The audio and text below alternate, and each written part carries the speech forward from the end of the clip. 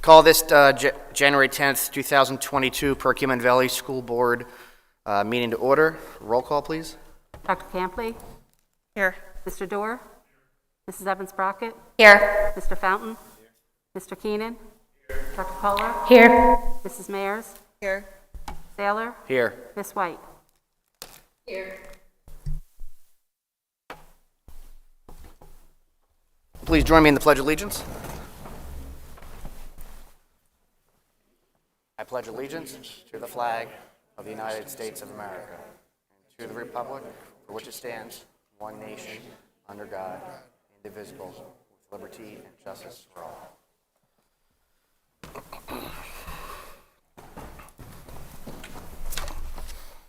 The mission of the Perkiomen Valley School District is to cultivate an inclusive community of learners empowered to grow intellectually, socially, and emotionally.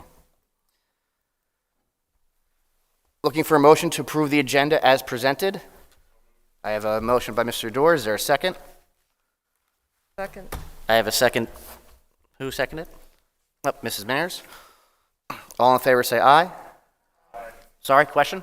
Can we add to the agenda a discussion of the health and safety plan? I understand that we're not presenting any sort of matrix for masks, so I just would like to publicly discuss what plans will be in place for families to feel safe after we move to masks optional, beginning on the 24th. So I was hoping either if that's in your superintendent's report that you're planning to talk about that, or if we can have a discussion so that.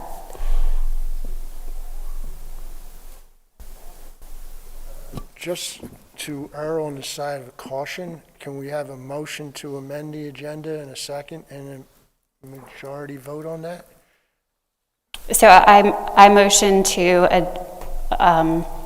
amend the agenda to include a discussion of the health and safety plan.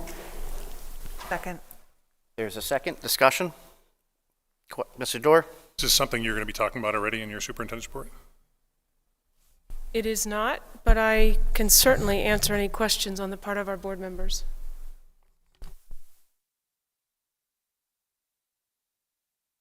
Any other discussion? Nope. Call question. Roll call, please. Mr. Saylor? No?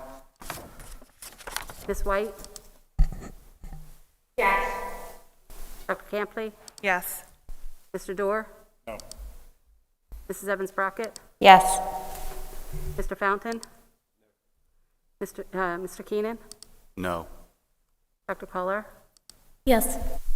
Mrs. Mayers? No. Motion fails. Back to the original motion to approve the agenda as presented.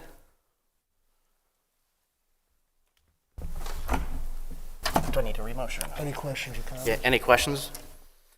All in favor say aye. Aye. Against, nay? Nay. Nay. Or roll call, since I don't know if the ayes or nays have it.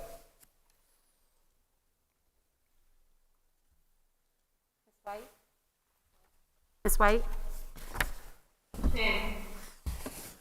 Dr. Campley? No. Mr. Dorr? Mrs. Evans-Brockett? No. Mr. Fountain? Yes. Mr. Keenan? Yes. Dr. Kohler? No. Mrs. Mayers? Yes. Mr. Saylor? Yes. Motion passes.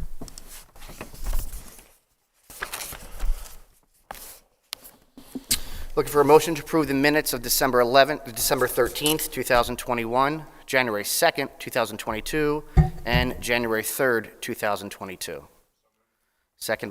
Motion by Mr. Dorr. Is there a second? Second. I have a second by Mr. Fountain. Any questions? Seeing none, all in favor say aye. Aye. Against, nay? The ayes have it. Going to allow Mrs. Mayers and Dr. Russell and Mrs. Smith for a special presentation.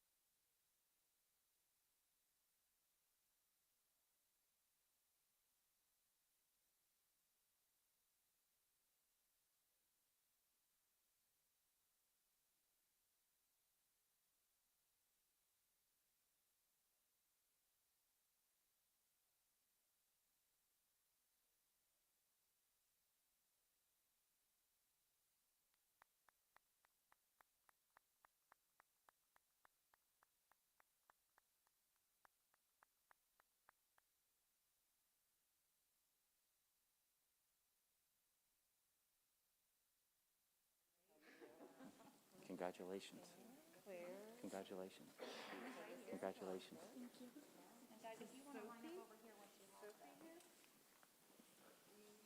Congratulations.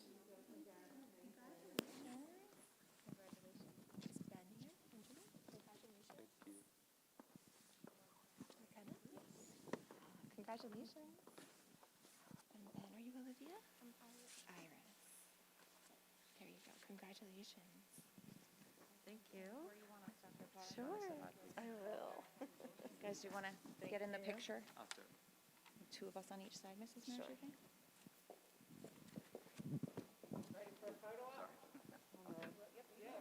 I don't know how to turn this off.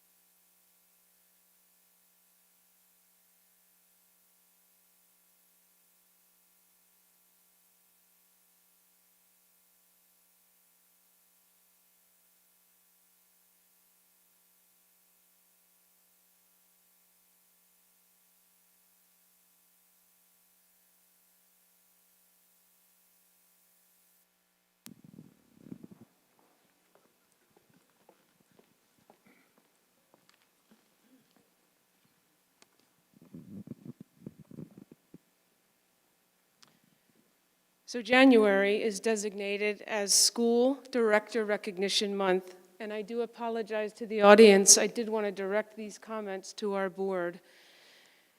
In honor of your commitment and time that you volunteer on behalf of our schools and our communities, we want to recognize you this evening. So you've been presented with a bag, a gift bag that includes a mug, a Perkiomen Valley mug, and a book, A Search for Common Ground, written by two authors, Rick Hess and Pedro Noguera, are loud voices, if you will, in the field of education. And they come from some different experiences and backgrounds and engage in conversations in this book about some of the toughest questions we are currently facing in education. So this may be something that we would like to participate in and have some more conversations around at some point. But your work as public servants is vital to the success of our students and schools.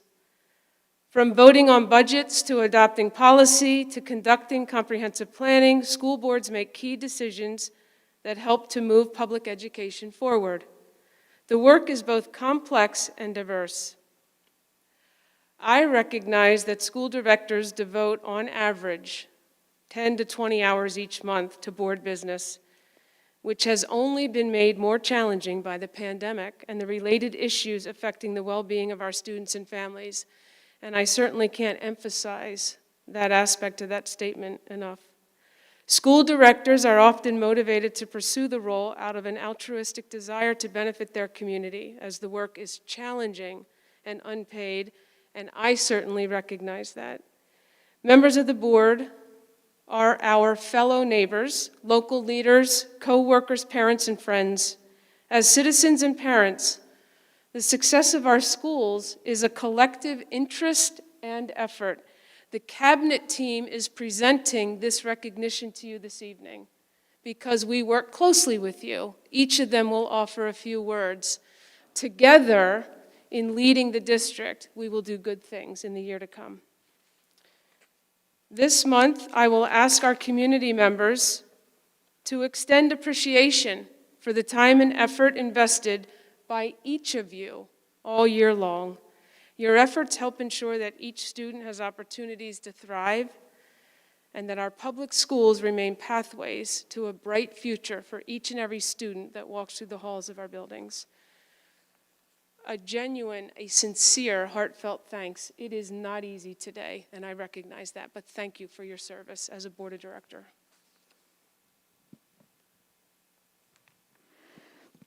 I'd also like to express my thanks to our school board. It has been a pleasure getting to work with many of you over the past 4 years, and I look forward to working with the new members of the board. I know that we've all come from different backgrounds and we have different lives, but we do come together as a board and a leadership team with the common goal of helping students grow, learn, and enjoy their educational experiences in a safe and healthy environment. As a board, you may individually disagree, as we sometimes do on cabinet, but together we strive towards that goal day in and day out. We continue to undergo significant changes in education, and I found a quote that resonated with me from Socrates. The secret of change is to focus all of your energy not on the old, but on building something new. You are building something new together as the school board of Perkiomen Valley School District, and we're excited to see what your governance brings to our district. I look forward to working with you, and thank you for your service. Hi, good evening, everyone. Kim Boyd, Director of Special Education. It's been a pleasure working with some of you that are still on the board, and I look forward to working with the new board members and forging relationships that support the best interest of our students. We've spent quite a bit of time focusing on inclusive services and practices for our students, and I look forward to continuing that work with you. So welcome, thank you for all that you do, and I look forward to the year ahead. If there's anything that I can do to help you in understanding special education, I look forward to those conversations. Thank you very much. Good evening, everyone. I'd like to thank the current board and the previous board members for volunteering to serve. Again, thank you for taking time out of your busy schedules to provide leadership and also help us navigate these tough times. Thank you both personally and professionally. Appreciate it. So on behalf of the operations staff, which includes maintenance, custodial, the food service department, transportation, and of course the business office, I'd like to thank the school board members present and in the past that have dedicated their lives to making this school district a better educational institution. We are working together to make our spending of monies more wise, more efficiently, and we are remembering those taxpayers as well to do our due diligence and our fiduciary responsibility to be good stewards of public monies. Thank you on behalf of those departments. Thank you for the opportunity to share some of those words with you. Good evening, board. On behalf of the Human Resources Department, I would like to recognize and thank our school board members for their service to the community. I look forward to collaborating with you as we work to lead the district during a complex time in education. Your advocacy for all students is greatly appreciated, and we look forward to our continued work together. Thank you for all that you do for our students and community.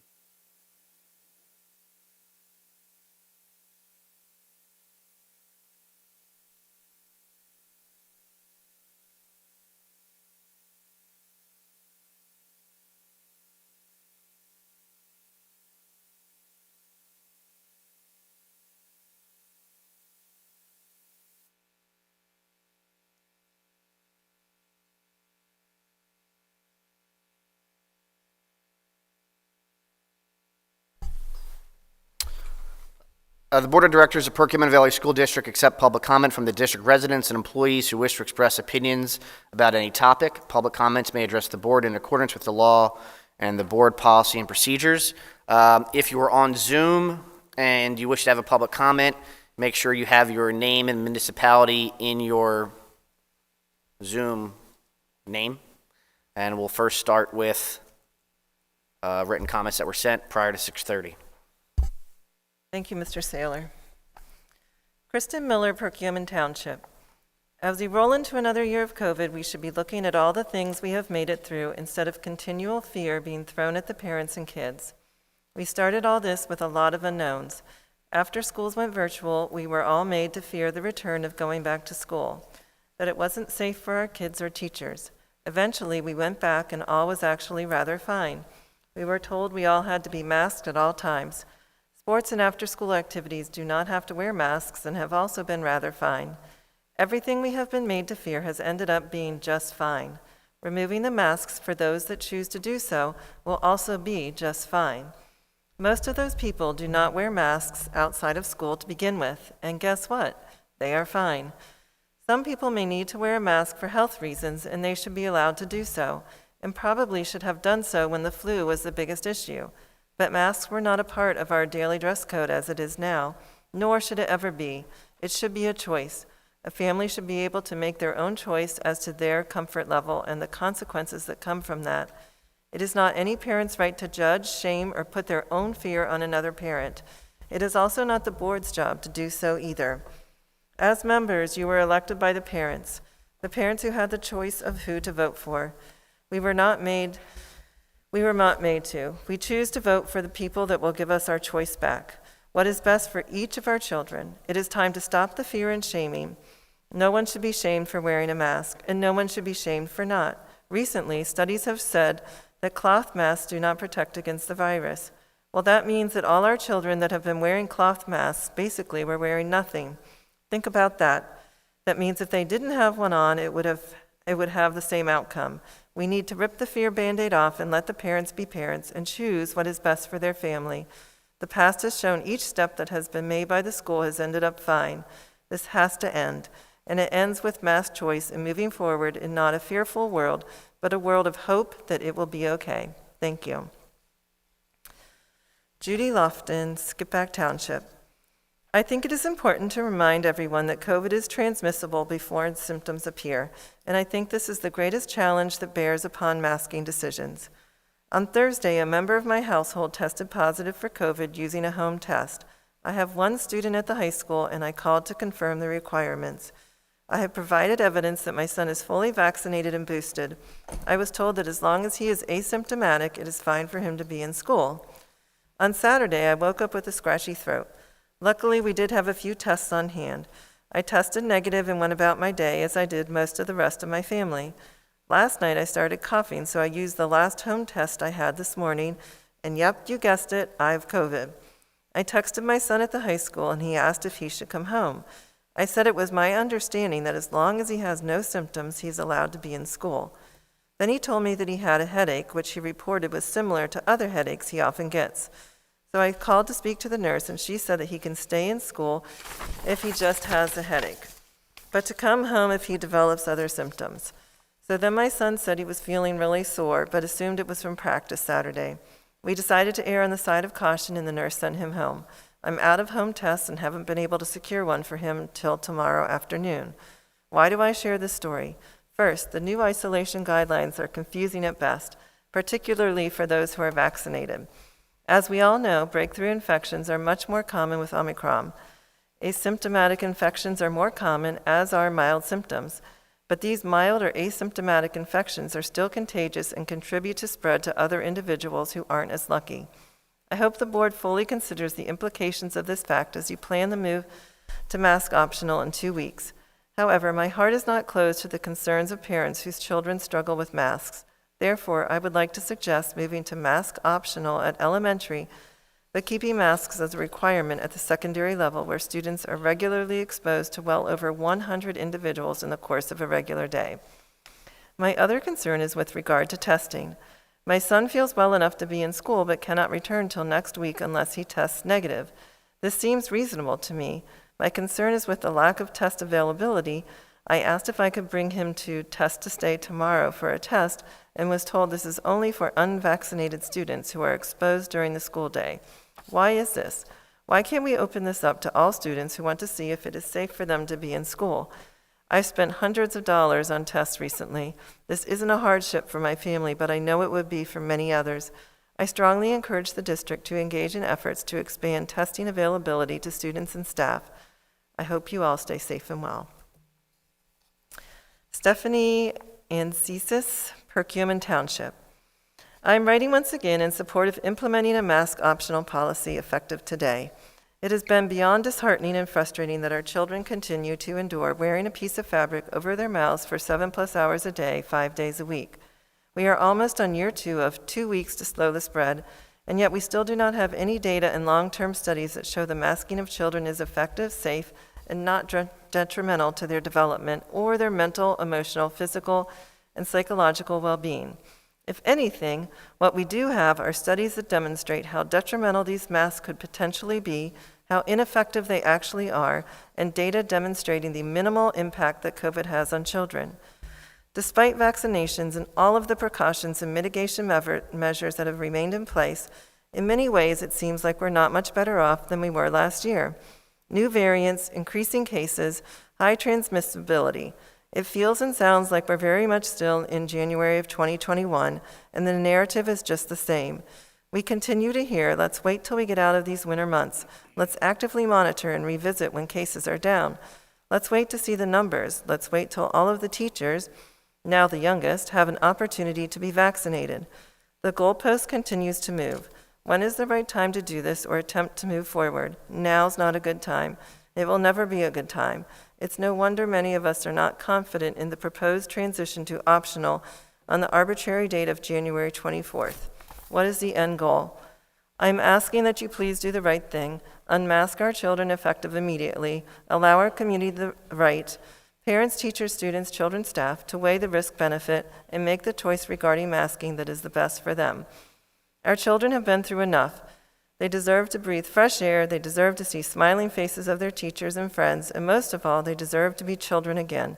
None of this is theirs to bear any longer, and it never was to begin with. Bridget Del Ponte, Schwenksville Borough. These kids deserve the choice to wear a mask. Majority of them are not wearing them outside of school and have multiple social groups of friends where social distancing is pretty much impossible, and that is where the spread is happening. For the parents who live in fear, they have the choice to continue to mask their child. I would like to know how many of the parents pushing to keep the kids in masks and from breathing fresh oxygen rather than their own carbon dioxide are actually making their own children wear their masks all of the time, every time they leave their home. Or are they just a bunch of hypocrites? If I had to guess, most of them, parents and children, are not wearing them outside of school. The virus is not going to end, just like the flu. We need to learn to live with it, with the choice of whether to wear masks or not. I feel that the kids are safer in school where there are more precautions taken to keep them safe, as long as the school maintains sanitizing and encouraging hand washing. Standard rules during flu season, which also applies to COVID. Wash your hands, do not touch your face, sneeze or cough into your arm. Our kids should have a choice. The fear needs to stop. Thank you for your time and all that you do. Alicia Taylor, Perkiomen Township. I attended the last board meeting and had some thoughts and questions I would like to be answered. What is the metric to determine whether all of this is over? Do you need zero disease and symptoms ever again for everyone in the community? Will 100% of the world need to be triple vaccinated? Or is it when the so-called experts say so? You have been enforcing these rules for 2 years and expecting a different outcome. Enough is enough. Contact tracing needs to stop. Why is the school district doing the county's work? My son was contact traced December 13th. We were not told until December 17th, 5 days later. 5 days it took to be notified that someone tested positive around my son. He attended school and wrestled every day, and all of that came to a halt because another mask wearer has tested positive for COVID. My son tested negative and still had to miss another day of school, even though he went to school the 5 days before we were notified. School nurses should not be responsible for contact tracing the entire student body. The system is failing and it doesn't work. It's time for the school board to be concerned about education and stop pretending to be healthcare workers. Why does the school need to be concerned with hospitalization rates? How about we stick to the data within our community and school? Let's go back to basic common sense. If you are sick, stay home. Another controversial topic is the definition of child abuse. Dr. Kohler seems to believe sexual and physical abuse are the only forms of child abuse. I'm sorry your feelings were hurt and you're offended by the legal definition of child abuse. All forms of child abuse are horrific. No one has any idea the trauma and psychological damage that mask wearing will have on these children. Psychology experts have said that it will take 15 years for kids to recover from the unnecessary masking, social distancing, and lockdowns. So, Dr. Kohler, you only approve this abuse over that abuse? You are victim blaming. Enforcing masks when it has been deemed illegal by the Pennsylvania Supreme Court is child abuse. This is not a flippant accusation like you stated on January 3rd. This is reality. You are hurting children and you continue to hurt children by voting for these unsafe and unhealthy measures to continue. Mark and Stephanie Ott, Perkiomen Township. We are writing regarding the mask issue and urging you to adhere to the mask choice starting the end of this month. We feel that it should be each family's right to make this important decision for their children. It is time for families to be able to make this medical decision regarding the use of masks. We strongly feel that masks are very harmful, not only psychologically but physically, to the children for these long periods of time. Unfortunately, the use of masks is most definitely affecting the learning for all students, especially our youngest in elementary schools. Phonics is a huge component for the younger students in learning impaired. It is a shame that the students have become guinea pigs and studies are starting to show the negative effects upon their learning. The virus is here to stay, and it will constantly be mutating, and obviously, we are in the midst of flu season, winter season, where we do see spikes of illnesses. Masking offers little to none protection, and it is absurd to mandate the masking of these children. We need to stop living in fear. Sometimes illnesses are a part of life. Common sense tells us healthy diet, vitamins, exercise, proper hand washing, staying home when we are sick all help us journey through life. We have mass choices when we go out into public, whether it's the gym, grocery store, malls. Now is the time for mass choice. Heather Godshall, Trap Borough. The way the public school system is set up, there's a force for sides in politics. I'm upset that lately our community has been so hateful towards each other, and it's hard to see how we can come together. Community members writing in and bashing a board member is disgraceful. That member earned their place and shouldn't be ridiculed because a community member doesn't care for them. We could fill a whole meeting with criticizing each other and getting nothing accomplished. That just does not seem very productive or beneficial for any of our children or students. Social media has gotten even more out of hand with this as well. There seems to be no good solution. No vote is going to make all happy. Sadly, what tends to happen when things get so out of control is crime, shootings, threats, etc. I personally do not want to see or hear of any of this in my hometown. A second thing that's been on my mind is how parents have lost so many rights for their own children within the public school walls. As a parent of a public school student, I should have choice and rights. One being on how to send them to school dressed, including a mask or no mask. Secondly, if I choose to administer a vaccine or not, and another being the curriculum that is being taught to them or the agendas that are underlining in these lessons. It's exhausting having to read through everything and be on top of it all, but in my findings and for my personal beliefs, I'm happy that I have taken this time. There's more information being filled in your children's heads than you may be aware of. Thank you. Dana Schneider, resident of Schwenksville. I would like to thank each one of the board members for choosing to serve during such a difficult time. I am commenting this evening in favor of masks being optional on January 24th. Board meeting after board meeting, it has become increasingly clear that just as it is across our nation, here too in Perkiomen Valley there are differing sides and neither are being convinced otherwise. We each have our own sources of information and reasons for what we trust and do not trust. We each have our own opinions, beliefs, and risks to take into consideration. That is why there should have always been a choice. That is why there should finally be a choice on January 24th. The decision that was made at the last board meeting to once again delay being mask optional was not a compromise. The goalposts are always being moved. There will never be a right time for some. Vaccinations are available to all students and staff who choose them. Masks can be worn by all students and staff who choose them. No one is stopping those rights. It is time for all parents to have the right to make their own decision regarding masks that is best for their child. Thank you. Daniel Lyons, Dr. Daniel Lyons, Skippack Township. I won't be able to attend tonight's meeting in person and wanted my comments to be shared with our community. I won't be there because I will be working tonight seeing people sick with COVID. Most of them will be sick because they didn't get vaccinated and they didn't take simple precautions like wearing masks. I live in the district and my grandchildren attend PV schools. Please continue to do all you can to slow down this awful epidemic. Sometimes it's not about freedom, it's about responsibility. This is one of those times. I don't mind working the extra shifts taking care of our neighbors. I do mind when some of our neighbors, the minority, won't do their part to keep all of us safe. Thank you so much for extending the mask policy in our district. I'm a local family doctor and I wanted to provide some medical perspective to the board. I'm not sure all our neighbors completely understand how devastating this epidemic is. Each day for the past month, our practice sees several dozen sick COVID patients. We are the tip of the iceberg. Our local hospital, Grandview, is swamped with hospitalized COVID patients. Grandview usually runs a census of 90 to 100 patients each day. This week we peaked at 154. Yesterday there were 45 COVID patients and the ICU was filled. There's a myth that this is a mild variant and you don't have to worry. Grandview, Doylestown, and all other local hospitals have far more hospitalized patients now than they did at the peak. Last year. Another myth is that only old people become seriously ill. I have treated many young and middle-aged people recently who will tell you that this was the worst illness of their lives. Nearly all were not vaccinated, which brings up a third myth. There are so many side effects from the vaccine. Since the vaccines became available a year ago, hundreds of people have been hospitalized with COVID at Grandview. Scores were sick enough to get into the ICU. Sadly, dozens have died. Do you know how many people Grandview has admitted for side effects from the vaccine? None. The population you serve, children and young adults, does not often become seriously ill with COVID.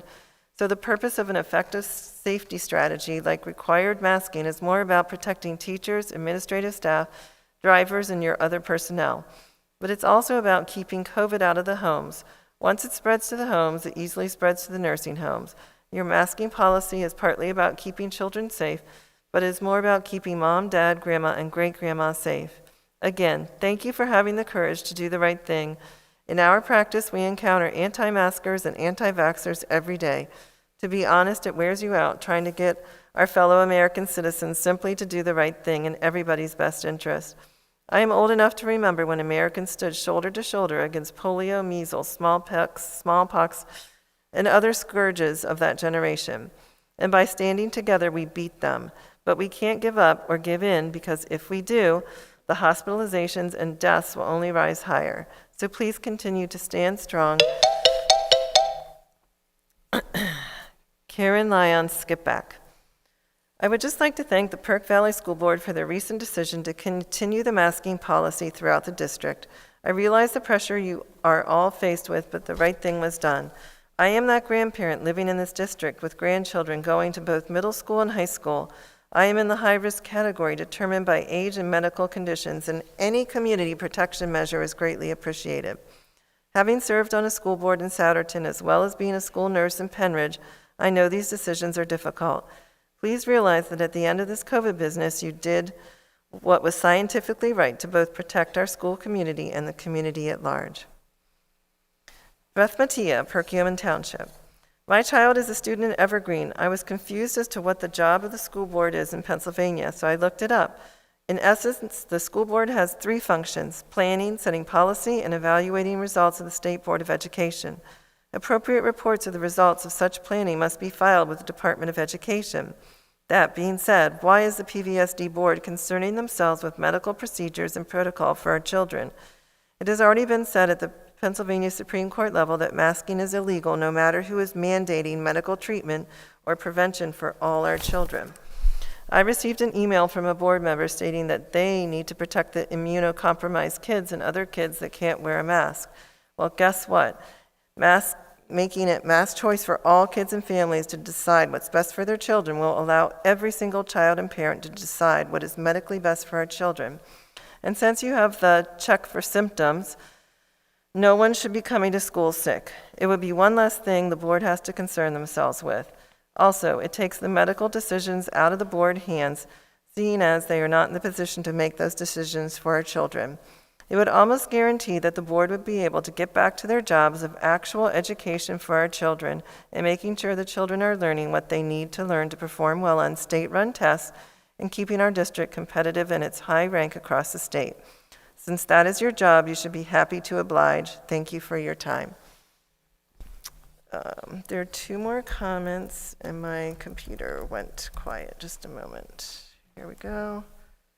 I got it. Want me to read them? You got them? Yeah. Let's see. Hold on just a second. I just have to scroll. Lisa McHale. Thank you. Okay, I got it. Thank you. Lisa McHale, Perkiomen Township.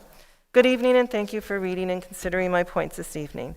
I was pleased to see the United States media start to shift their narrative this past week after following much of the science from sources other than the very confused and confusing CDC. These reports and studies reiterated many of mine and others' points at last Sunday's and Monday's board meetings.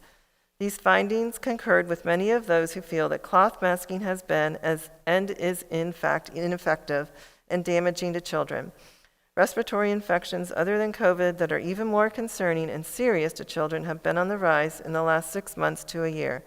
The science is now showing that children's immune systems have actually been suppressed by well-meaning but ultimately ineffective mitigation efforts such as cloth masking and the unnecessary quarantining of otherwise healthy kids, not to mention the horrible psychological effects that are happening to many innocent children. Thank you to those of you who took the time to respond to the many emails that we have all sent, and thank you in advance for considering all points and choosing to put the children and community first after taking the time to thoughtfully consider these new findings that support common sense and sound science. I will continue to advocate for the cause of parent choice and the freedom of families to choose what is best for the health of their own children. Last comment, Marie Rices, Perkiomen Township. I wish I was there to read this myself. However, I have to be home and educate my children in a safe environment since the school district is refusing to do so. So thank you for reading this on my behalf. We are excited about coming to this district. We thought it was one of the top districts in the area. Over the last year or so, we were proven so wrong. We are the parents. We make choices for our kids. We decide what is right for them and no one else. Yes, including during school hours. The job of administration and its teachers is to educate them, and some are failing in that as well. What you are trying to do and have been doing for the past few months is plain and simple child abuse. This tyranny, yes, tyranny and self-righteous behavior from the administration has got to stop. COVID is never going away. Masks nor quarantining were never required for a common cold or flu. This isn't any different. COVID is today's flu. These are the longest 2 weeks to flatten the curve I've ever been a part of. Now it's 3 weeks. Nope, not happening. This ends today. I and many others want to see smiles on the kids' faces. The kids want to see their friends and teachers' faces, period. They need to in order to learn effectively. Masks have an enormous detrimental effect on our children. My kids would come home with rashes on their faces and behind their ears from the masks. One of my kids has anxiety and major headaches, migraines to the point of dizziness, and feels nauseous all throughout the day. She's in the gifted program and can't focus, but yet no one seems to see the problem with that. We need to start seeing results, not in 3 weeks, but today. Stop hiding behind ridiculous measures and start teaching our kids as you and we were taught. All right, if you're in the Zoom room and you would like to talk, please raise your hand. We'll first start with Dr. Weston.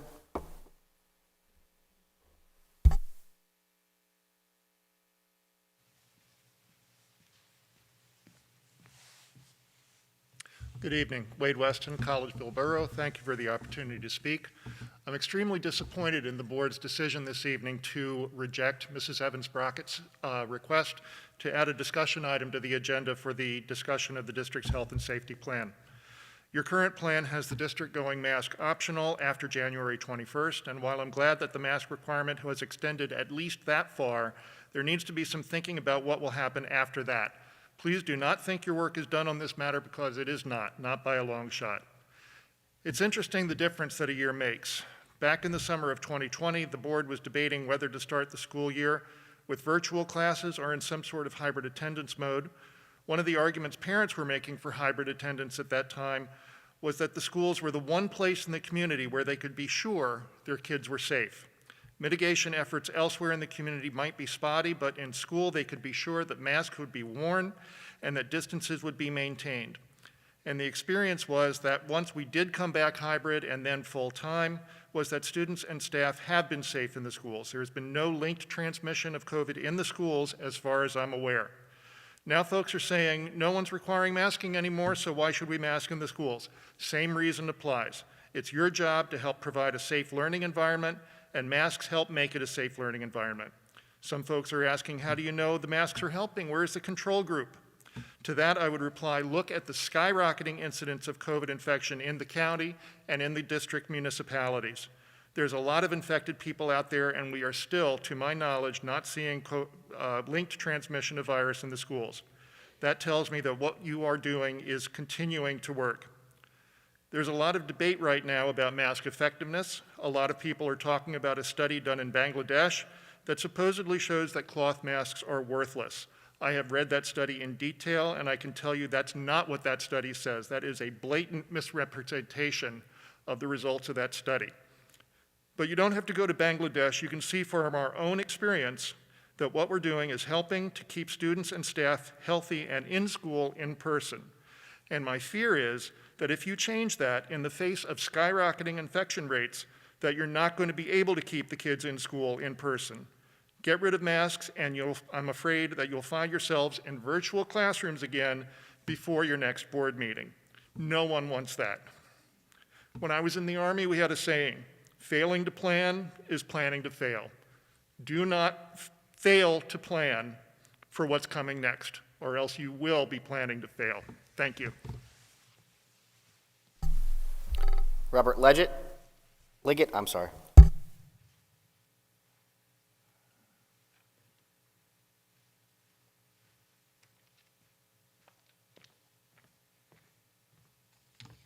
Robert Liggett, Perkiomen Township. It's okay for the mispronunciation. I misspell your name all the time, so. Good evening. As somebody who engages in and advocates for public involvement in this district, I find it hard to support the change to board committee operations. I appreciate and hope that the other non-board district committees continue to remain unchanged. The main reason I oppose this is how it affects the perceptions of the committees amongst the public at large, especially as we strive to increase its participation. I find no comfort in the non-binding nature of the voting committee. Establishing a voting procedure sets up a formalization of the process that needs openness and inclusivity. By having no one vote, a member of the public is afforded equal access to the floor and voice, as the administration has, and board members. Mr. Doerr's statement last week that this already happens in an informal basis is exemplified by how Mr. Weaver runs his committee meetings. It is correct the way that he does this and should continue unchanged, in my opinion. By requiring a vote at committee level, you now introduce Robert's rules, an unnecessary formality which only adds to the division by setting up winners and losers at this level. I take issue with the assertion that this will provide context to the board. The only context that will be added is a vote count on a motion. I find it interesting that Mr. Saylor has used the very same argument that Mrs. Evans-Brockett used in August while discussing proposed changes in the policy regarding public comment on any topic. PSBA recommends. Other districts in Pennsylvania do this. These arguments did not win the day then, and they still hold little weight for me now. For those members of the board that find themselves on policy or finance committees, I would hope you ask yourself, do I think this is proper to have voting on this committee? If you come to the conclusion that it is not, then please follow the example set by the president of this board and abstain. When it comes to public comment and committee operations, we have been an example to other districts that they should follow. This example comes from a community working through committee in conjunction with the board in a nonpartisan matter. And I'm going to leave my notes here for my last couple seconds. Nonpartisan matter. My God, we can't even get an agenda through unanimously. I'm very disappointed in how this district is moving along and hope that you guys can reach across the aisle and work together. Thank you. We have one person with their hand raised in Zoom. Mr. Karthik. Mr. Dennis Strong.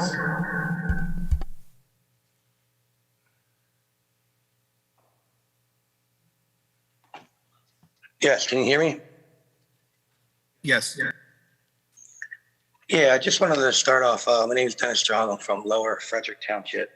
Just want to go back to a couple meetings where, Mr. Sauer, yes, you did apologize for 4 white people, okay? You're someone on the board that is supposed to vote on equity and inclusion. You said you made a mistake. No, sir, you separated yourself. You stand there and you say the Pledge of Allegiance, and in that you say United States of America. Your fingers didn't voluntarily type that by mistake. You separated yourself, sir. I don't even know how you are still on the board right now. I wonder how the board or the community would react if a black, brown, or African American person was running and they came to your meetings and they put the fist up in solidarity. Next, Mr. Keenan, 2 meetings ago. It's not Merry Christmas, sir. It's 2021, now 2022. It is Happy Holidays. You offended half of the community that doesn't celebrate Christmas. Again, united, working for everybody. Not your personal opinions. Nobody really cares about your personal life. Mr. Saller, I'm glad that you probably made it your snowboarding trip, but that's not what we're here to discuss. And partly, a lot of the community doesn't care if it's the first time you go snowboarding. Also, what I really want to get to today is the attendance policy. It's very unclear when to keep your child home. If you do follow the rules and keep them home, we get letters from principals and attorneys saying that we're truant. I am one that does my job. My daughter or son has 1 from column A, 2 from column B. We stay home, we quarantine, we get tests, we do what we need to do. So I'd like the board to maybe go through that a little bit and make it a little bit more clear for the parents. I'm going to yield my 45 or 40 seconds when I'm done talking to the North Penn teacher that died from COVID, from every other teacher or student that has died from COVID right now. A lot of this community has not said one thing to appreciate the educators that are there every day risking their lives. So I will keep silent. If you could please keep the clock running.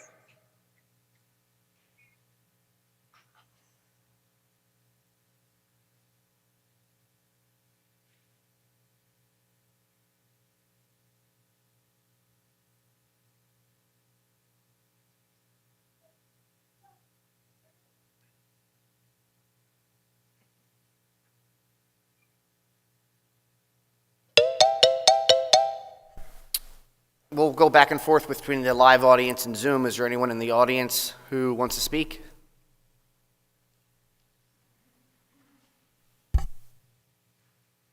If you're on Zoom, please raise your hand.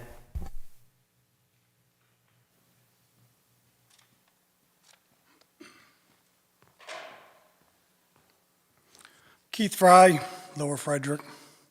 To all the board members, I want to thank you for your service. I would not want to be in your shoes. You have all been faced with some difficult decisions, and I'm sure many more upcoming. So thank you for volunteering your time and trying to do what you think is best for the school and children. That being said, I was disappointed in the decision to extend the mask mandates last week. I continue to pray and fight for our constitutional rights and freedoms. I do realize at this point in time, most of us are not going to change our minds or opinions. I still don't understand why we continue to quarantine, test, and mask healthy people. Mrs. Mayers, Mr. Dorr, Mr. Fountain, and Mr. Saylor, I was especially disappointed that you were convinced to appease the other side and agreed to extend the mask mandate. I hope that moving forward, you will vote with your heart and your minds and not let the outside noise or pressures change or alter how you really feel and want to vote. Mr. Keenan, on behalf of myself and a lot of community members, thank you. You stood by your conviction and voted for our constitutional rights and freedoms. I hope that someday the truth will be revealed and you will be vindicated, as the school district has no legal authority to mandate masks and is certainly unconstitutional. I agreed with everything you said, and I pray for you and your family for the strength to continue this fight. Thank you. Regarding children and the vaccine, we must be careful. We have never pushed through a vaccine so fast in our country's history. And we are still unsure how they may affect children in the future. The risk of the virus does not outweigh the risk of the vaccine. I highly recommend you look into some information that's being censored. You can check out a website, globalcovidsummit.org. That's globalcovidsummit.org. If the masks and the vaccines are the gold standard for fighting COVID, then why are they not working? Why are cases and positivity rates increasing? Why are death rates up from last year with many less people vaccinated versus this year when more than 70% are vaccinated? If we all want this to stop, we must stop testing every time we get a sniffle or a cough. These tests are not reliable. Let's stop testing, period. The Test to State program is completely discrimination. Why would you adopt a program to only test the unvaccinated? How much more data and information do you need to see that the vaccine will not stop transmission and that everyone can get and spread the virus? Plus, the Binax Now test that you're using, it's not even FDA approved. You should stop this program immediately. I think it's time to start trusting natural immunity and believe in our body's ability to ward off the virus. I hope you all have the courage to stick with the plan, and hopefully there will be no more emergency meetings. There are a lot of us looking forward to the 24th and enjoying our God-given freedoms. Thank you very much. Thank you, and God bless. Is there anyone on Zoom with their hand up? Is there anyone on Zoom with their hand up, Mr.? No, Mr. Saylor. All right. Anyone in the back here?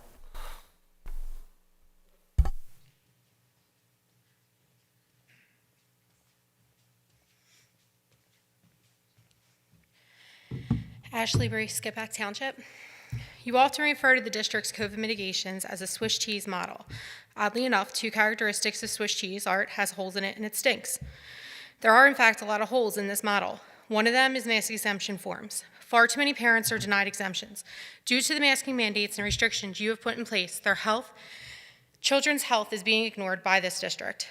You are forcing parents to put a mask on their child when it is causing health conditions that without a mask wouldn't exist. You are forcing healthy children to believe they are sick. Even when they don't have symptoms of any sort, you're telling them they're sick anyway. Eminem built a $230 million career writing songs attacking his mother for Munchausen syndrome. The district is a proxy. You create illness in healthy children to make them believe they are sick. How don't you see that? Every time a board member votes to continue to harm children, you're at fault for every one of the bloody noses, migraines, anxiety attacks, depression, speech delay, fatigue, bacterial infection, mental breakdown, etc. a child has due to a mask. Take that in for a moment. The AAP now considers children's mental health a national state of emergency. Suicide rates are up in teen females. Opioid and drug abuse has increased in teens as well. Mental health disorders are on the rise in children. Here we are, still ignoring it. I brought this up a few months ago. What have any of you done to pay any attention to these issues? Instead, you play politics with a student liaison who claims to speak on behalf of the student body. Many students have reached out to their parents and friends opposing his comments. Wouldn't it be more constructive to have Mr. Seibel stick to the academics and extracurricular concerns? Or is that another hole in the G's? We've heard from students who oppose what's being done in this district. They've spoken out in these meetings. If the student liaison spoke for the entire student body, those students would feel represented. But they don't. Have any of you questioned that? Lastly, is anyone going to address the ongoing bullying issues? Anyone at all? Or is the district going to continue to cover it in COVID? I've read posts, messages, and texts from parents of unmasked children who have been told they wish they would die from a child in a mask. Are you going to address that in this week's newsletter? Children will start standing up for themselves, and when that happens, is that when you decide to enforce the district bullying policy? My child, who doesn't even go to this district anymore, was seeked out by her PV bullies and bullied on her private social media account. The kid's friend requested her, told her they wanted to be friends and forget about the past, so she trusted them. Lo and behold, all they wanted to do was make fun of her. I'm proud of my daughter for having thick skin and recognizing their manipulation, but these kids are seeking out children who are no longer in their reach.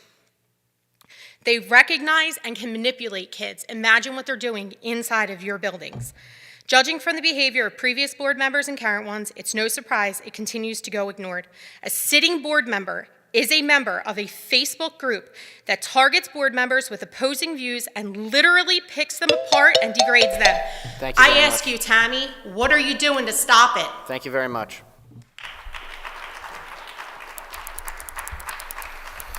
Is there anyone else in the public is there anyone else that likes to speak? Yeah.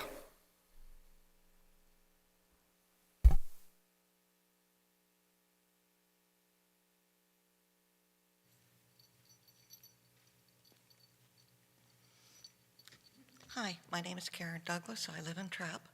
I'd like to thank each and every one of you for your service. I no longer have children in this school. However, at 73, I have grandchildren, and I have neighbors who have grandchildren and children who attend. I'd like to make a comment. I've heard a lot from the parents about freedom. I've heard very little about health.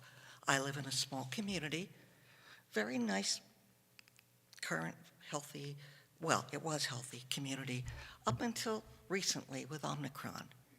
A lot of parents and grandparents are currently becoming ill with COVID. Their children who are not capable of being vaccinated due to their age are bringing it home even from daycare. I'd like you to seriously consider health instead of politics. Thank you.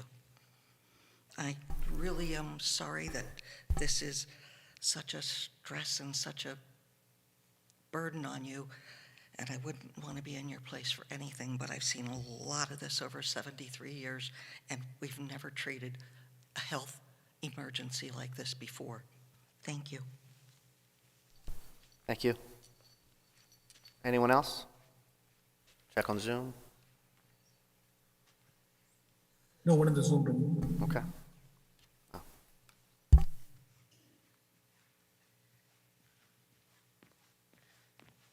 Sorry if I fumble. I'm super nervous. My name is Heather Hoy from Skipback. I come here tonight to talk to you about parent choice and why it is so important. At the beginning of last week's meeting, you all discussed a family that had emailed you the struggles they were having getting a mass exemption and trying to figure out a way you can support them. That family is mine. I wrote that email asking, what am I supposed to do now? How am I supposed to help my son when the people in position to help him won't because they are scared? Not scared of COVID, but scared of the backlash and hate they will receive from the community and some of their staff members. I have had 2 dermatologists tell me that the mask was causing the problems, but they wouldn't sign his exemption. They couldn't risk the hate they would receive. The 3rd dermatologist said that she wouldn't sign it for liability reasons, which is pretty much the same thing. So at the 11th hour, when you pulled the rug out from under us yet again and changed the health and safety plan, I had to go home and tell my son he had to put the mask back on. The mask that causes his face to break out in a very painful rash. The mask that makes his head hurt. The mask that causes kids to make fun of him for the way his face looks. The mask he has worn while eating lunch so he didn't have to take it off so kids wouldn't make fun of his face. I had to reassure him that he was loved and cared about when he asked why no one did. He deserves better than that. All the kids suffering deserve better than that. The board and administration can do better for these kids. Make masks optional. Allow parent exemptions. Find a solution or solutions that won't take weeks or months. When a parent reaches out to our nurses, let them, the medical professionals, grant exemptions. There's got to be a better way. Send out an email and ask parents to reach out if their child is struggling. Encourage them to reach out because a lot of parents are scared to do so in fear of becoming targets. Many of us have become targets of serious hate. Actually believe the parents when they talk to you and don't immediately question the legitimacy like a few of you did in last week's meeting, because you wouldn't want the floodgates to open for these kids and families that really need you right now. I have been fortunate enough to finally get my son's mask exemption signed last week. So so my fight for his exemption is over and his face can finally be painless and clear. Tonight I am telling my story and speaking out for families that haven't been able to get the mask exemption for their kids that really need them. They have been having the same struggles as my son and other problems, and parents are hitting the same roadblocks that I have. They need help tonight, so please figure it out.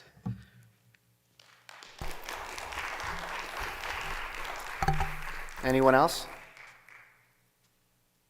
Seeing none, we'll move on to reports and presentations. Student liaison report will be presented by Mr. Christian Seibel and Mr. Matt Schaefer, both juniors at Perkiomen Valley High School. I do see somebody Hold on one second, we have another comment.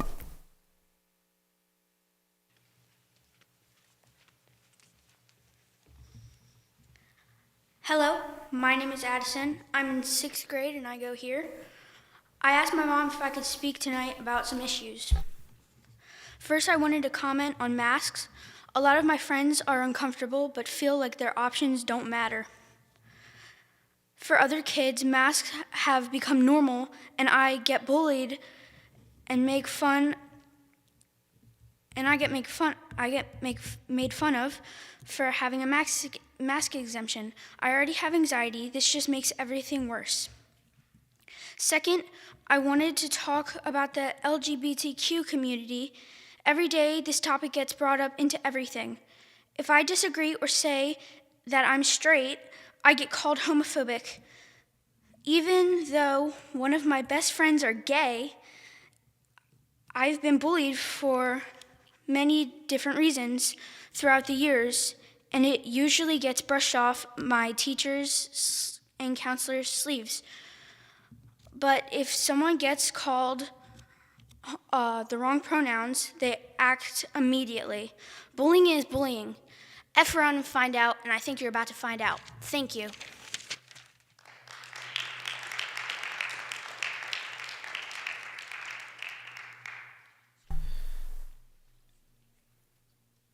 Is there anyone else? And we'll move on to reports presentations. We'll first start with the student liaison report by Mr. Matt Schaefer and Mr. Christian Seibel. Hello. We don't have a ton to present tonight, and it should be rather light. First, we'd like to start with the Science Olympiad competition. Unfortunately, scheduled for this past weekend was canceled due to a surge in COVID, but they're still prepping for a regional tournament on March 19th. Speech and Debate has an upcoming virtual tournament the first week of February through Pennsbury Falcon High School. That's going to be a fun competition for them. Our winter sports are doing a great job. They're practicing, they're getting ready. And I'll let Matt take over with the MLK Day of Service that's coming up in the near future.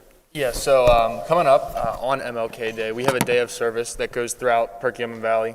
From the library to the PV High School Stadium, there's going to be activities ranging from making support cars to cleaning up the watershed, and there's a variety of other service projects to choose from.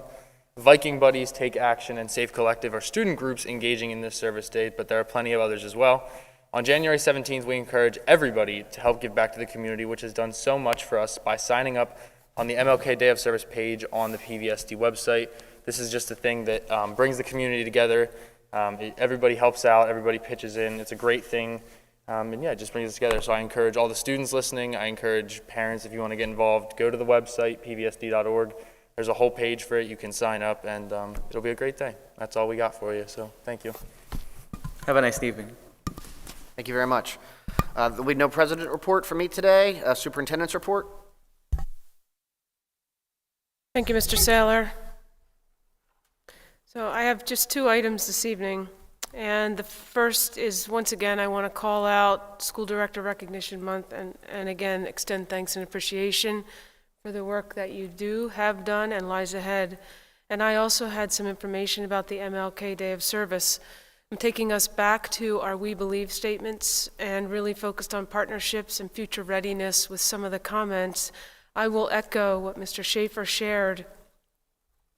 The MLK Day of Service really helps prepare our students for their future in a couple of different ways. As we think about employability skills, the experiences of our students when they participate in this day on, as opposed to a day off, really showcase some of those qualities like respect, dependability, reliability, adaptability, teamwork, initiative, planning. The collaboration and the dedicated efforts to make this day happen are really impressive. And our students and the individuals who participate are ones that we should showcase. It's also about partnerships. As Mr. Schaefer mentioned, there are a lot of connected groups that participate in this day with Perkiomen Valley. There's a choice board that Mr. Schaefer was mentioning where individuals can sign up, and almost a sort of sign-up genius, if you will. Information on our website, there are links here, and these are the individuals that are on the committee helping to organize the work, the activities, the contributions that will take place on MLK Day. There are some other aspects to the day I've called out in a little bit more detail, some of what Mr. Schaefer shared. You can look at this if you're interested. You can click on some of the links. And I also wanted to mention that our humanities supervisor, Mrs. Folks, who you saw a little bit earlier this evening, I'm not sure she's still here, but she has worked to develop this choice board for our staff. And she's organized it into grades K through 2, 3 through 5, 6 through 8, and then high school, with lots of activities that are all connected to and aligned to some of the work of Dr. King. So it's a way for us to not only give and contribute and perform that service that we admire on this day that we look to, but also to conduct some of those activities and experience the learning in class. So I appreciate the work that's been put forth by all who are contributing to this day, and I look forward to participating next Monday. Thank you. Thank you very much. Solicitor's report, Mr. Subers. I have no report. Board members actively participate in the following committees. Available minutes and notes of each committees are available and included. Do any board members have anything to report? Seeing none, just like to remind parents and residents are encouraged to attend board work sessions, board meetings, the first and second Monday of each month, as well as all of our committee meetings, which can be found on the Perkiomen Valley's website. Looking for a motion to approve the consent agenda developed for today, developed on January 3rd, 2022. I have a motion. Is there a second? I have a second by Mr. Fallon. Any questions? Seeing none, all in favor say aye. Aye. Against, nay? The ayes have it. We'll move on to education. Mr. Keenan? I think first we have an update from Mrs. Smith. Oh. That was provided last week. I don't have anything additional this week. All right. And the enrollment report, that was for January 10th. What are we doing? Mr. Keenan, if I could just add here, the enrollment report, typically we provide the first week of the month. We did it the second week this month simply because of the holiday and wanting to ensure that it reflected any changes in instructional mode of our students. Given the changes in masking and just the holiday, some of our families requested changes. I just want to point out, though, that it actually is identical to the previous month. We did have changes, but the total number of students in virtual remains the same. Thank you. All right, we okay? Any questions on the enrollment report? On to 4.03, that was under consent, and 4.04, 4.05. Those were, I guess, I think they died on the last agenda table. Well, I'm not sure. But anyway, we let them die. We let the health and safety plan die. Approval to nullify. Yeah, okay. So we did then change the motion to pass a motion. We have a motion under 4.06 to approve to nullify the athletic health and safety plan version 7. Is there a motion? I so move. Is there a second? I have a second by Mrs. Mayers. Any questions? Seeing none, all in favor say aye. Aye. Aye. Yes. I'm sorry. We have a Mr. question from Ms. White. Ganesh, could you allow Ms. White to speak if she doesn't have access right now? I do. I just didn't want to interrupt. So I figured if I raised my hand, that was the appropriate thing to do. So I understand with regards to the athletic plan, we're going to roll everything into one plan now. I think that makes good sense to solidify one solid agenda and plan. So I'm wondering if Dr. Russell, you would be able to, or have Mrs. Lewis chime in and just speak to the overall plan once we get to the week of January 24th. There were a couple of things touched on that I think are open questions. One of those is the Test to Stay program and the protocol associated with being allowed to participate in that program. And let me just interrupt. We're in a motion, and I do apologize for interrupting, but we're in a motion to approve a plan or not. So that would be the right. So you actually had asked if there was any questions or discussion, but nobody saw my hand. So this is my question and discussion. I understand we're in the middle of a motion.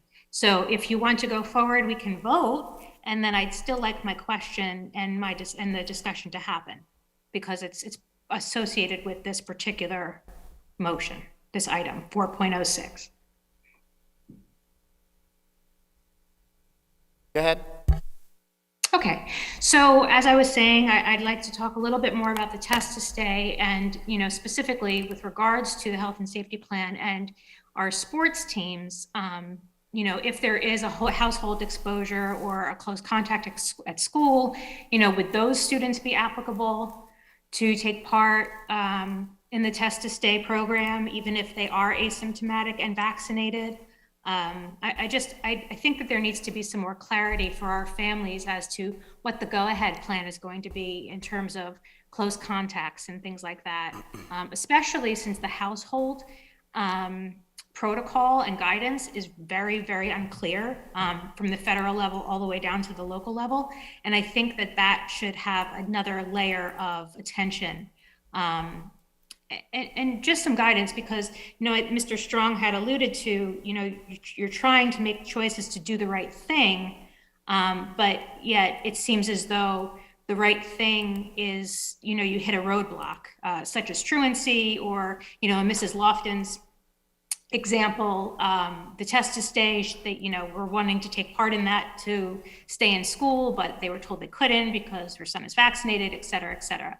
So I just think that there needs to be further discussion associated just with guidance, not with changing anything or postponing anything further, just with allowing parents to have some level of clarity as to making the best choices with the most information. Thank you. Are there any other questions?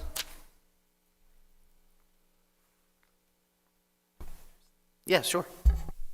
I can address those questions, and I will invite Mrs. Lewis up to the podium as well. The county is talking about some changes to the Test to Stay program and actually also to household contacts, at least in the area of staffing. In their efforts to make sure schools maintain staffing, they are considering a system, a mass to stay, test to stay, if you will, program where staff that are identified as household contacts can participate for 10 days in a testing regime, wearing their mask and report to work, presuming they are asymptomatic. So there are some changes. We had hoped to see guidance today.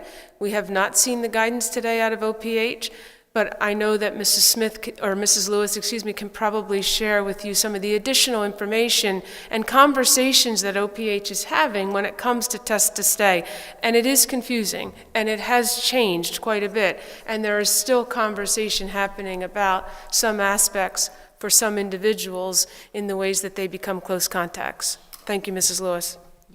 Good evening, everyone. And I do appreciate the time. Hold on one second, I apologize. That's okay. Been asked to address that the agenda item is related to the health and safety plans for athletics and whether or not to nullify that and the implications on the, I believe it would be the Test to Participate program. So that's I can address that only. Okay. Thank you. So we follow the plan that we submitted to Project ACIT, and that's where we secure our testing kits from. So Test to Participate for our athletics is one part of the Project ACIT program. And what that does, it allows our students who may need to have a negative test if they are not vaccinated in order to participate, most especially for our track students who go to Lehigh or Ursinus. So we afford them the opportunity to get the testing within 72 hours within district. And so that's our Test to Participate program through the Project ACIT grant from CHOP. Any shortages right now? We have been supplied all the testing kits that we've asked for. There are shortages, and they have made, no, this isn't Test to Participate, Mr. Subers.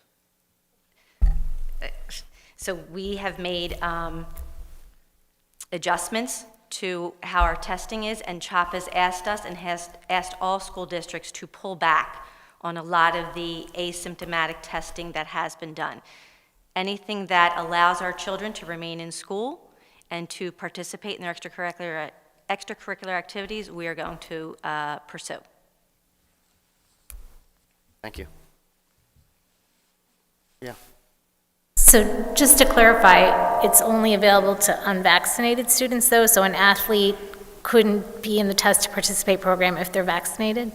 So Test to Participate is for, if you want to participate in that activity, you must be vaccinated or have a negative test 72 hours. So it is put out there that way. Those students who recognize that they're not vaccinated, with parental consent, of course, sign up for it. So if there's like a team exposure, if students or athletes are vaccinated, they wouldn't be eligible to test to participate? Test to participate does not include that by definition. Okay. Hold on one second. Ms. White, do you have any questions? Can you pull her up? I just, again, I understand that we're talking about moving the health and safety plan for athletics into our main health and safety plan. So having it become one, I just think that there should be equity across both platforms with regards to students testing to stay in school or extracurricular activities. Mr. Supers, am I permitted to answer that? Okay.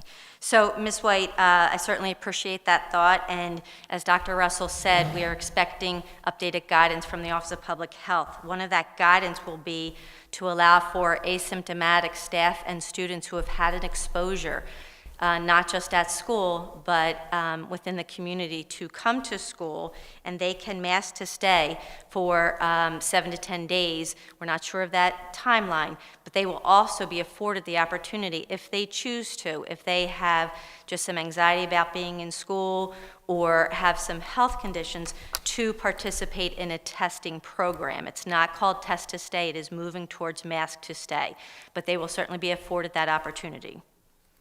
I appreciate the clarification. Thank you, Mrs. Lewis. Are there any other questions? Dr. Campley.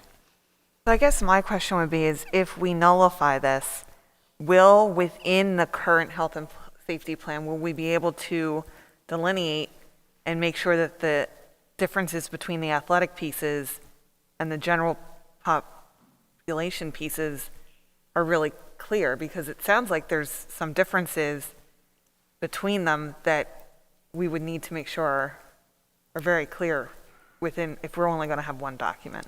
I can assure you that we would make accommodations for any student who needed any testing. We would make sure that they fit under whatever heading we are allowed to do. We would make that work for our students. Our goal, and Dr. Russell's and my goal has been 22 months ago when this started, is to keep our kids in school and keep our kids participating in their extracurriculars.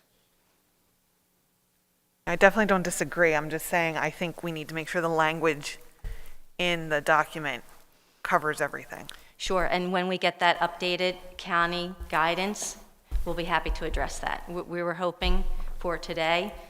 I know they're working on it diligently.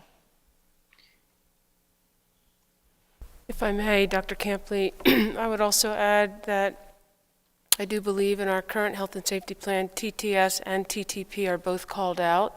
I have also allowed for, in the language, quarantine and isolation to be expanded upon once we do get the updated guidance. So we'll be sure to do that once we hear from the county. Thank you. Any other questions? I just have one other quick question.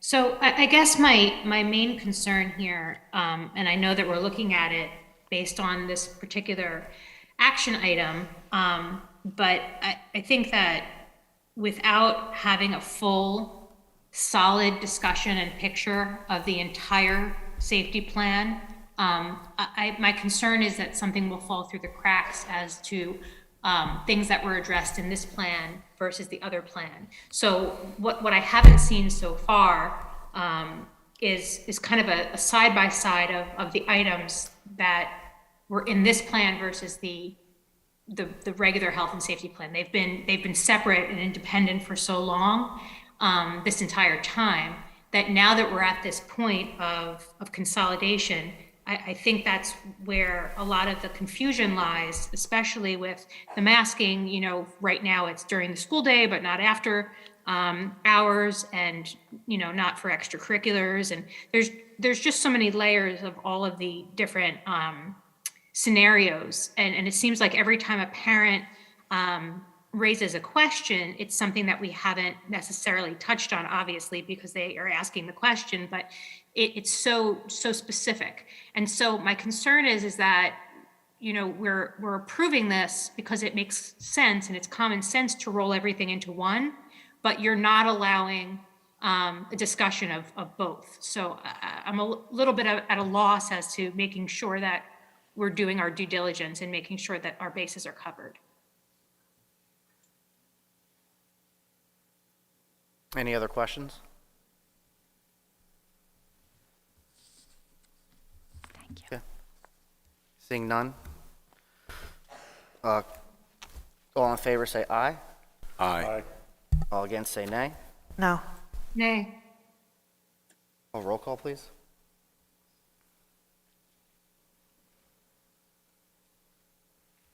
Dr. Campley? No. Mr. Dorr? Mrs. Evans-Brockett? Yes. Mr. Fountain? Yes. Mr. Keenan? Yes. Dr. Kohler? Yes. Mrs. Mayers? Yes. Mr. Saylor? Yes. Ms. White? No. Motion passes. All right.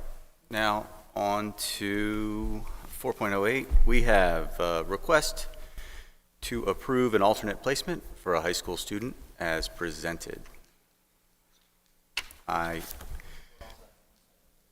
You skipped 4.07. No, we did that last week. I Oh, apologize. 4.07, No, we're sorry. good. We're good. Okay. All right. Yeah, 4.0. So I guess I don't see that it's, I'll make a motion to approve an alternate placement for a high school student as presented. I so move. Is there a second? Second by Mr. Dorr. Any questions? Seeing none. All in favor say aye. Aye. Against nay. The That's ayes it. have it. Thank you, Mr. Keenan.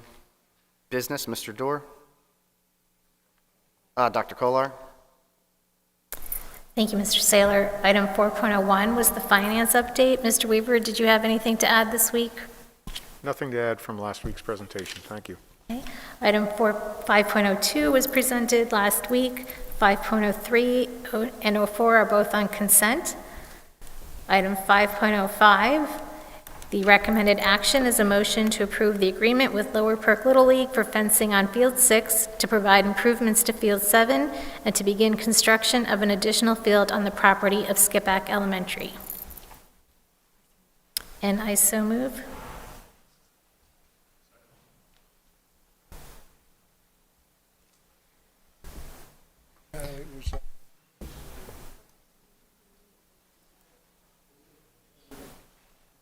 Second by Mr. Dorr. Any questions? Seeing none. All in favor say aye. Aye. Aye. Against nay. The ayes have it. Excuse me, I do have a question. So, Mr. Saylor, are you going to be abstaining from this particular vote on record since you are the president of the Lower Perk Little League?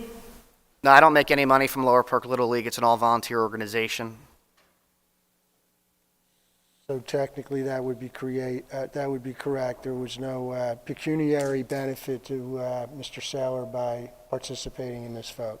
Correct. We okay to move on?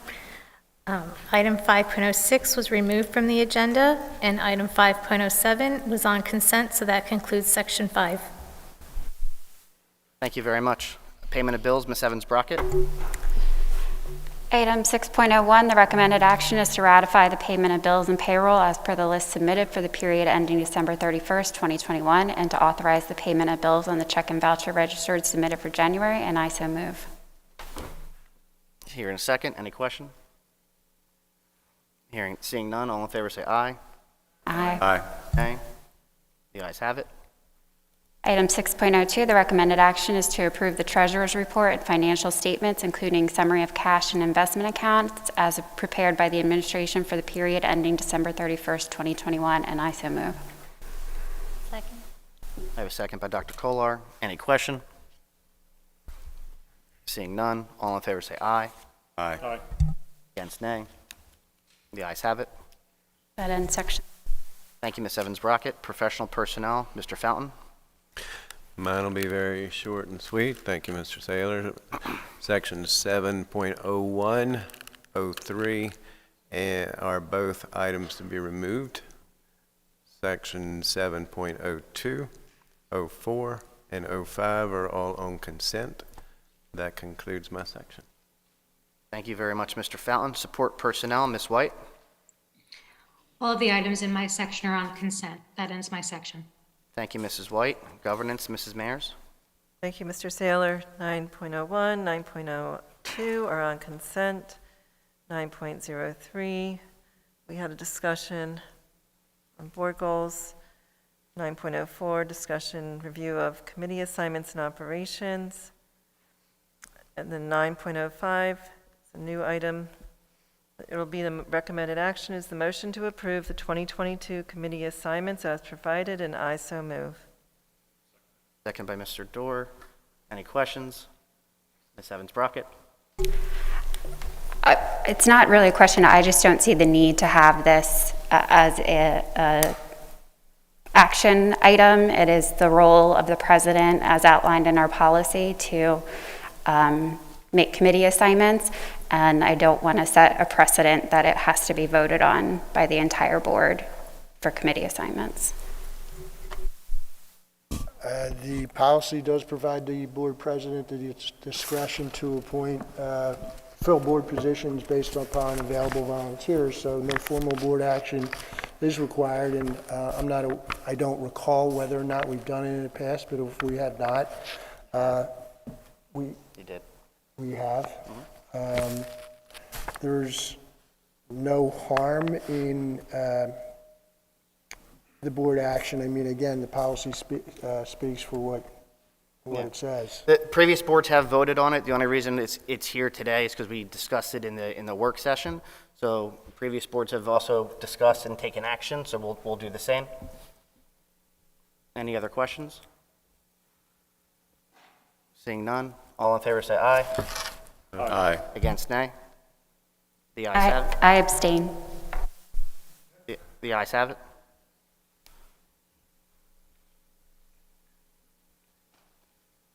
If you're on Zoom, raise your, what is it? Click the button, raise your hand if you want to talk. Are there any comments from the public that are in the building right now? Do we have any on Zoom?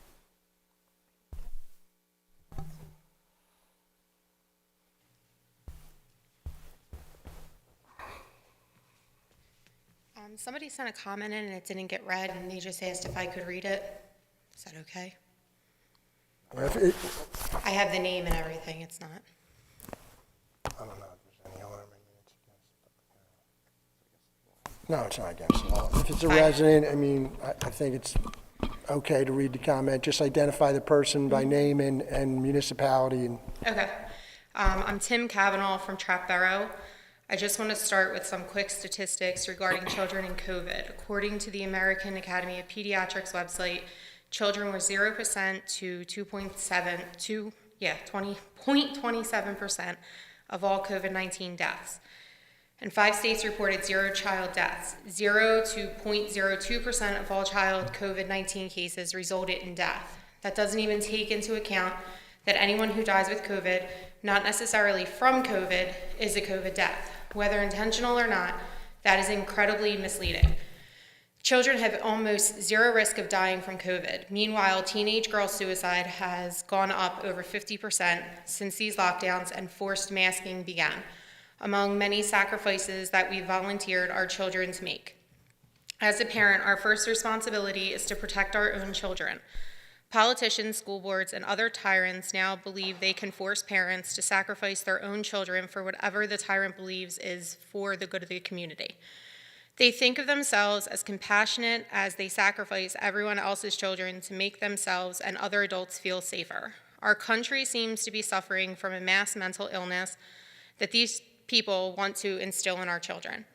I also want to make a comment about the hatred and vitriol spewed at Rowan Keenan last meeting by the ones who call themselves tolerant. These people prove over and over that hate has no home here, only applies for people who fall 100% into line with their views.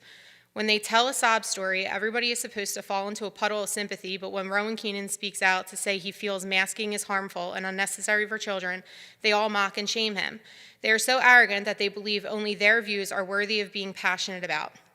No parent should ever be forced to do something they believe is harmful to their child. Nobody is trying to forbid anybody from wearing a mask. These tyrants do an amazing job at shutting people down by pretending it is only a debate over opinions and that parents have no right to get angry. But it is not just a debate of opinions. These people are forcing their will on children and expect us to be nice to them as they do it.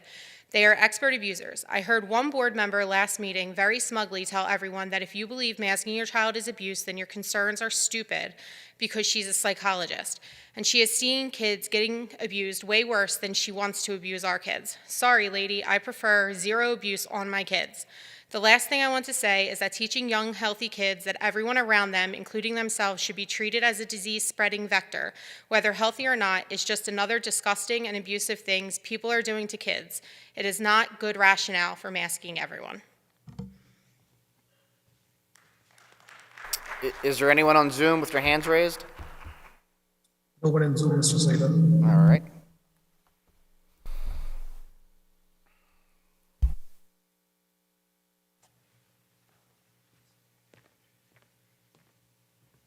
Robert Liggett, Perkiomen Township. I'm going to finish off a couple of my statements that I ran out of time with, and it actually, considering the conduct of this meeting, seems to be very much on point. One of the comments last week by Dr. Campley, she was complaining about the unilateral decision, or the unilateral way that things were going about when being consulted about decisions with committee meetings. And Mr. Saylor said that it wasn't unilateral because he spoke with other people. Merriam-Webster defines it as done or undertaken by one person or party. And I think this is the crux to this issue. Right now, we're having party people speak with party people and agree with each other. A school board is supposed to be, in my opinion, and I think in the rest of the public's opinion, nonpartisan. We're sitting out here seeing partisan votes happening with a very slight little difference. I'm just so disappointed. We used to have something where we used to come together in unity. This is PVSD. If you look at your name tags that are on in front of you there, every one of them has your name on it with no letter designation after it with an R or a D. And that's important because this is a nonpartisan position. You're making decisions for the entire community. Reach out. Think about what the rest of the community might be thinking about the decisions you make. PVSD, not R, not D. I'm really disappointed in how this is going. One other thing regarding what's going to be coming up on the 21st with masking. Everybody here has been referring to masking in the public as masking optional and supporting the rights of the parents to have masking. Well, I don't see it that way. We are now taking masking choice and handing it to the children because as soon as they get off that bus and walk in the front doors, their parents' wishes have nothing to do with whether or not they're going to wear a mask. Our teachers are not there to enforce it. So we have now passed this on from an adult, from a parent, to a child who will decide for themselves whether or not they're going to wear that mask, regardless of the parent's choice. So please, let us get rid of this illusion that it is parental choice. It is child's choice when it comes to masking. Thank you.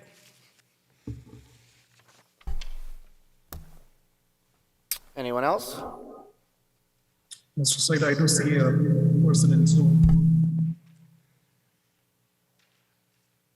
Hold on one second, sir. We're going back and forth with the Zoom. You'll be next. Go ahead. Dennis Strong.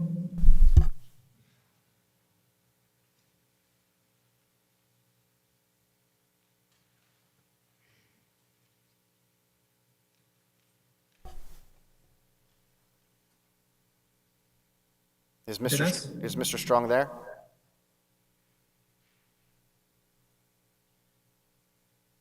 No? All right, go ahead, sir.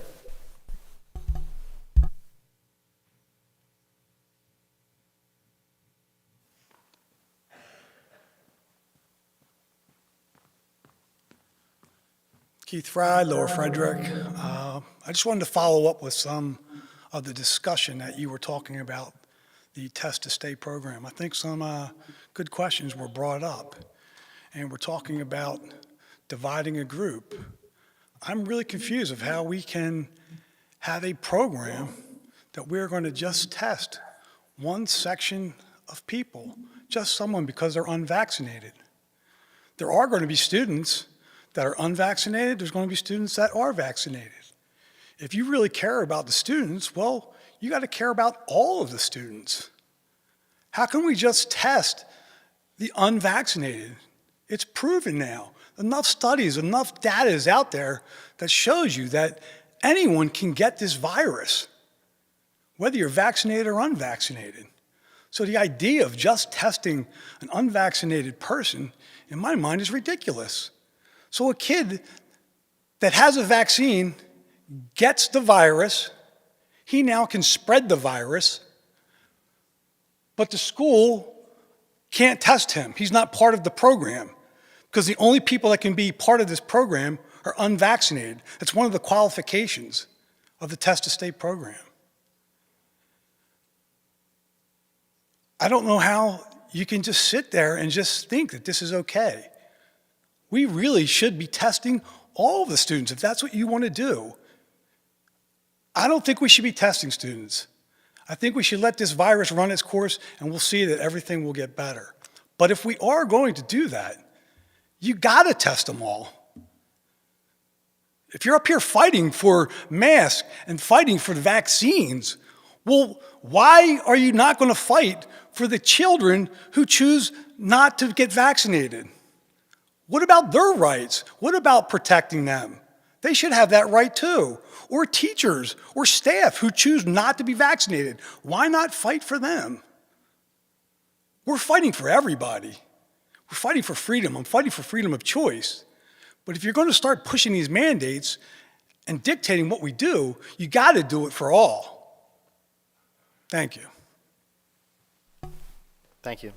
Is Mr. Strong there? Mr. Strong?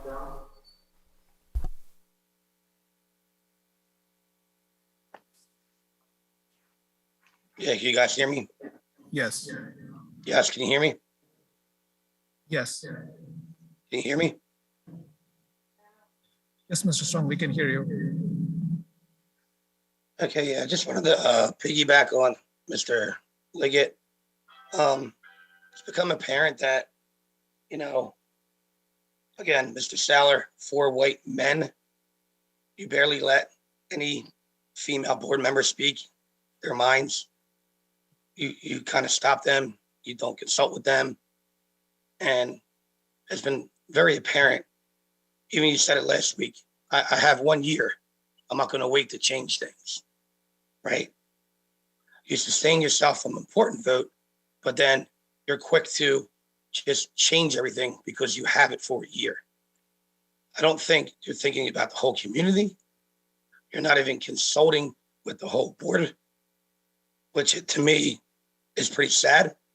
You guys are there, speaking for the community, making decisions for my 2 children in the district. I just want to point out, it doesn't make any sense to me how someone can be a president of the board when they separated themselves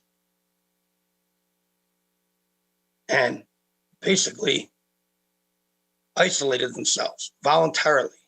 4 white men.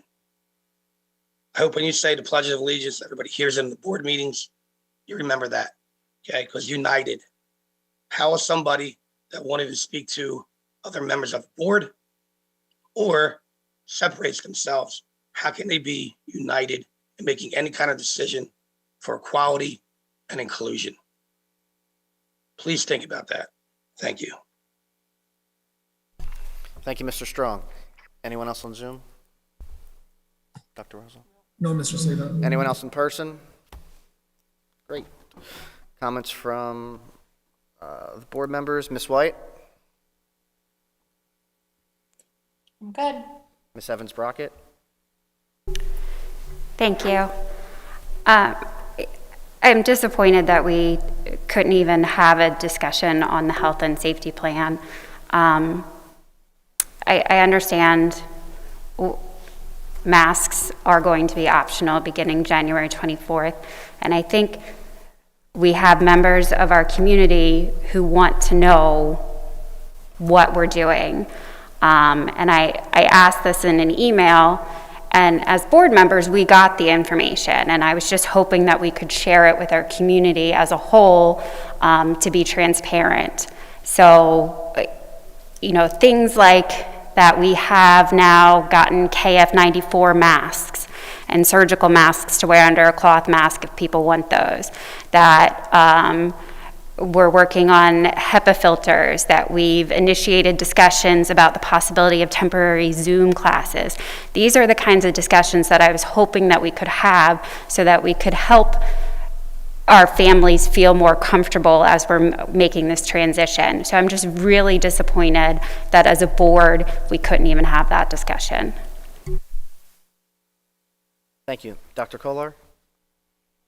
Thank you. I don't want to repeat a lot, but I was just wanting to point out when we first started developing these health and safety plans, one of the questions was, how do we make sure we're always moving forward? And even audience members have asked us, you know, what is our plan? What is our plan for the district through COVID? Because it's not going away. And we had addressed it at that point, saying we will come back to the health and safety plan. It'll be an ongoing discussion. So I think that's all that we were really asking for. No, I don't believe, I personally at least wasn't looking to change anything or change the vote on masks, but I just wanted us to have a discussion because I think it's important that we continue to discuss these issues and the state of the district and how we're navigating through this pandemic. So I too am disappointed that we couldn't at least add it on the agenda just to discuss some of these important issues.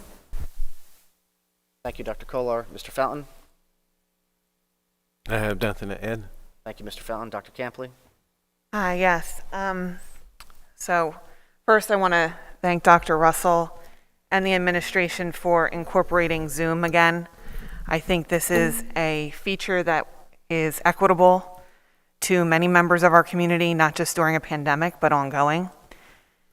And then I also went back and forth ever since I received some of the same information that Mrs. Evans Brockett mentioned, just trying to decide what, if anything, I was going to say. And by not saying anything, I feel like in that regard, it almost can be perceived as agreeance to what's going on. And by no means am I in agreeance with anything that is going on right now. Unfortunately, you know, I was trying to find some sort of compromise where we could get a matrix and we could look at different data points, whether it be hospitalizations, attendance, transmission rates, whatever the matrix were, if we could agree upon it, to look at a fluid and flexible system because we know that COVID's not going away and it keeps changing. And there may be times that we need to mask and there may be times when we don't need to mask. And unfortunately, that didn't happen, and I'm very disappointed that we couldn't even have the conversation to go over any of this stuff. But what I really wanted to say was I'm sorry. I'm sorry to those families who in 2 weeks' time, if these numbers do not start to come down, are put in a position to have to decide whether or not they want to keep their children safe because they have immunocompromised situations, or whether they want them to have the most effective means of education and sending them to school in person. And I'm sorry to the families who have legitimate reasons that they can't mask, that those around them could potentially not be masking and not doing their part to keep those children safe. And I'm sorry to the staff, especially at the elementary and at the special education level, where social distancing is almost virtually impossible, that they may not be kept safe because the children they're working with may be unmasked, unvaccinated. And I'm also sad for the students on the flip side, where if those teachers are unmasked and unvaccinated and they're doing hand-over-hand activities with the kids, there's a chance that they're being exposed at a greater level. when all we needed to do was to come up with a sort of compromise to cross that divide, not R, not D, but just looking at how we can best meet the needs of everyone. It does not need to be all or nothing, but unfortunately, for whatever reason, that's where we're at. And I apologize to the families that are now stuck in a really difficult situation if these numbers don't come down in 2 weeks. That is all. Thank you, Dr. Campley. Mr. Dorr, Mr. Keenan. I just wanted to say that I agree that we need to continue to work on the health and safety plan. And I'm sure that we'll be getting, I believe we have to get rid of contact tracing as a part of it. I wasn't here when a lot of the division was instituted between vaccinated and unvaccinated. I've tried to address it when it comes up, and I will continue to do that. And but mainly, I wanted to say, masks hopefully are supposed to come off on the 24th. So there's that. And then I'm on the education committee, and I'm looking for ideas. Some ideas. I mean, I'll have a job. I have a job. I'm on the education committee, but part of the reason why I'm here is because of the learning loss. So masks off, pandemic over. Now let's get our kids back the education that they lost, that they didn't have to, but let's get them back the education that they lost. So I'm trying to think outside the box, you know, after hours, during the summer. I mean, I'm just throwing things out there. But in the education committee, I'll be looking for ideas. And, you know, I mean, even if parents have to volunteer to help teach their kids in the summertime or something. I don't know yet. You know, not that that's even going to be possible, but we're way behind and we've got a lot of work to do. So that's all I got. Thank you, Mr. Keenan. Mrs. Mayers? Dr. Russell? I have nothing as well. I will read that the notice of the video recording disclaimer is there for everyone to read per policy 0006.3. I'll make note now that we had a executive session at 6 o'clock for the purpose of a legal issue, and looking for a motion to adjourn. So moved. Is there a second? Any question? Seeing none, motion adjourned.